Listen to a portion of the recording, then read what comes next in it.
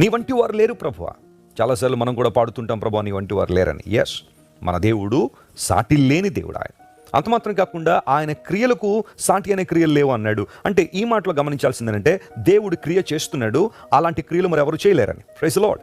దేవుడు నీ పట్ల కలిగిన ఉద్దేశాలు ఎంత గొప్పవి అంటే, ఆయన ఏదైనా ఒక క్రియ నీ జీవితంలో చేసినప్పుడు అది మరెవరు చేయలేని గొప్ప కార్యాలు నీ జీవితంలో జరిగించగలడు. ఇది దేవుడు మాత్రమే జరిగించగలడు, ఆయన మాత్రమే చేయగలను విశ్వసించి దేవుని సన్నిధిలో నువ్వు ప్రార్థన చేసినప్పుడు, నీ హృదయాన్ని ఆయన సన్నిధిలో కృమ్మరించినప్పుడు, ఎఫెసీ 3:20 ప్రకారం నీవు అడుగు వాటన్నిటికంటే, కొన్ని సందర్భాల్లో నువ్వు ఊహించే వాటన్నిటికంటే అత్యధికంగా చేయగల శక్తిగల దేవుడని అపోస్తలుడైన పౌలు రాశాడు. మనం అడిగేవి కొన్ని అవ్వచ్చేమో కానీ ఊహల్లో మాత్రం చాలా ఉంటాయి. మన ఊహల్లో ఎన్నో కార్యాలు ఉండుండొచ్చు. అయితే దేవుని యొక్క మంచితనం, ఆయన గొప్పతనం ఏంటి అంటే, మన ఊహలకు మించి కూడా దేవుడు అద్భుతాలు చేస్తున్నాడు. ఈరోజు దేవుని సేవకునిగా ప్రకటిస్తున్నాను, మీ జీవితంలో దేవుడు చేసే కార్యాలు గొప్పవిగా ఉండబోతున్నాయి. Praise the lord.